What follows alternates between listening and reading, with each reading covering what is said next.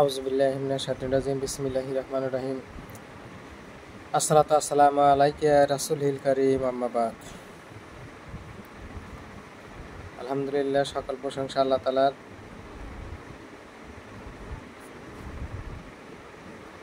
যে আল্লাহ তাআলা আমাদেরকে সৃষ্টি করেছেন মানুষ হিসেবে, সে আল্লাহর উপরে আসলে আমরা শুকরিয়া আদায় করি সবাই বলে আলহামদুলিল্লাহ। যে রসুলকে সৃষ্টি না করলে আমরা সৃষ্টি হতে পারতাম না, তার শেষ নবীর উম্মত আমরা হতে পারতাম না। সেই নবীর উপরে অজস্র সালাম ও দরুদ সাল্লাল্লাহু আলাইহি ওয়াসাল্লাম। প্রিয় বন্ধুরা, আজকে আমার সামনে একটা বয়স কত 9 বছরের একটা ছেলেকে দেখতে পাচ্ছেন। ফেসবুক বন্ধুরা যারা আছেন একটু ভালো করে খেয়াল করেন। একটা জিনিস শেখানোর জন্যই আমার অনেক দিন ধরে আমি মনে মনে চিন্তা করতেছি যে এই ছেলেটাকে নিয়ে একটা আমি ভিডিও করব। তা আজকে যখন একটু সুযোগ পেয়েছি, আমার একটা দ্বিতীয় চেম্বার সালমান হোমিও হল, এটা সিরাজগঞ্জ, এটা আমার বাড়িতে আমি চেম্বার করছি। এই বাচ্চাটা, ওনার সমস্যা ছিল মাথা দিয়ে, শরীর দিয়ে। দেখেন শরীরের অবস্থাগুলো দেখেন, পুরা শরীর দেখে একটু, তুমি একটু ভালো করে দেখাও। এই দেখেন অবস্থা ছিল, হাত পুষে গেছিল। দেখেন আপনাদেরকে দেখাচ্ছি, হাত পুষে গেছিল। এখন বলতে গেলে বাচ্চাটা 90% সুস্থ। তো বাচ্চাটা কতদিনের চুলকানি পচারি ছিল আপনাদের একটু দেখাই। ছেলেটা বয়স 9 বছর। ওনার মা আমাকে যেটা বলছিলেন যে আমার এই বাচ্চাটা হওয়ার 2 বছর পর থেকেই আর মাথা, শরীর দিয়ে পচারি সমস্যা হয়। মাথা পুষে যেত, শরীর পুষে যেত, পচারি, যাকে আমরা বাংলা ভাষায় বলি পচারি রোগ।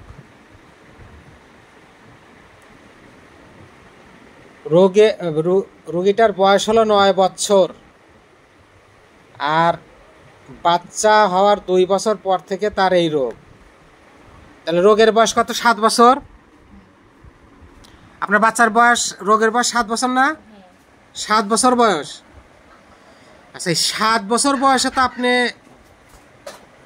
অনেক চিকিৎসা করছেন, তাই না?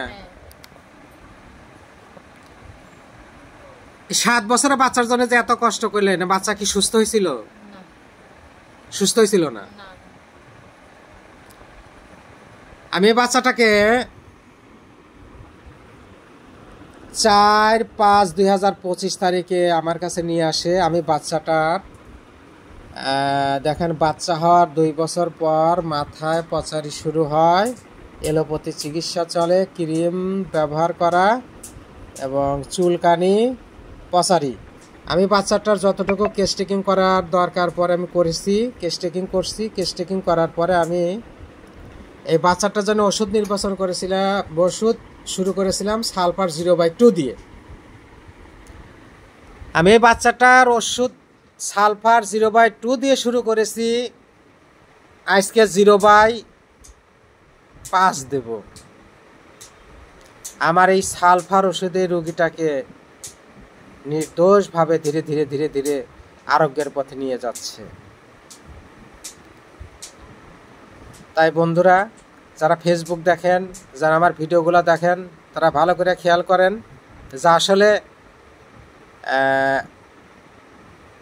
ডাক্তার হ্যানিম্যানের সূত্র অনুযায়ী যদি হোমিও চিকিৎসা করা যায়, treat the patient not the disease, এই সূত্র যদি অবলম্বন করা যায়, অবশ্যই একটা রোগী আরোগ্যের পথে যাবেই।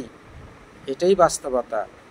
ডাক্তার হ্যানিম্যান এই জন্যেই ওষুধ হোমিওপ্যাথিতে এত সুন্দর সিস্টেম রেখে গিয়েছেন। আমরা যদি রোগের চিকিৎসা করি রোগ সারবে না, যদি রোগীর চিকিৎসা করি রোগ সারবে, এটাই ওনার ফর্মুলা ছিল। আমরা সেই ফর্মুলা অনুযায়ী চিকিৎসা করি এবং চিকিৎসা সেইভাবে যেন করতে পারি, আর এইভাবে করলে রোগী ভালো হয়, এটাই তার বাস্তবতা প্রমাণ। আমার এই রোগী দীর্ঘ 7টা বছর এলোপ্যাথি বলেন, হোমিওপ্যাথি বলেন, যাই বলেন না কেন, উনি এমন কোনো ডাক্তার নাই, এমন কোনো কবিরাজ নাই, এমন কোনো হোমিও ডাক্তার নাই যে উনি দেখান নাই, কিন্তু সফলতা পান নাই। কারণ আমাদের দেশে এখনও অনেক ডাক্তার, হোমিও ডাক্তার আছে যারা মশলামুড়ি ডাক্তার, এরা রোগের চিকিৎসা করে, রোগীর না। তাই বন্ধুরা, আমি এই কেসটা আপনাদের এই জন্য অনেক দিন পরে দিয়েছি যে আমি যতটুকু বিশ্বাস রেখেছিলাম যে আমার এই রুগীটা সালফারেই ভালো হবে, রুগী দেখতে সালফারেরই, এবং সালফারেই 90% রুগী আরোগ্যর পথে।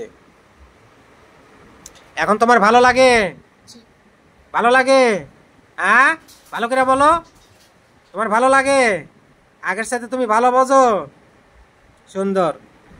সবাই দোয়া রাখবেন আমি যেন এই রুগীটা, ওনার মায়েকে আমি কথা দিয়েছিলাম যে আপনার বাচ্চা আরোগ্য হবেই ইনশাল্লাহ। 5, 6, 7, 2 মাসের ব্যবধানে বাচ্চাটা 90% কিউর হয়েছে। আশা করি সবাই ভালো থাকবেন, আমার জন্য দোয়া করবেন। আমি যেন ক্লাসিক্যাল পদ্ধতিতে চিকিৎসা করতে পারি, ডাক্তার হেনিম্যানের সেই সূত্র অনুযায়ী চিকিৎসা করতে পারি, আমার জন্য সবাই দোয়া করবেন। আমার ফেসবুক বন্ধুরা যারা আছেন তারা একটু ভালো করে খেয়াল করেন এবং সবাই আমার জন্য একটু দোয়া করবেন। আসসালামু আলাইকুম রহমতুল্লাহ।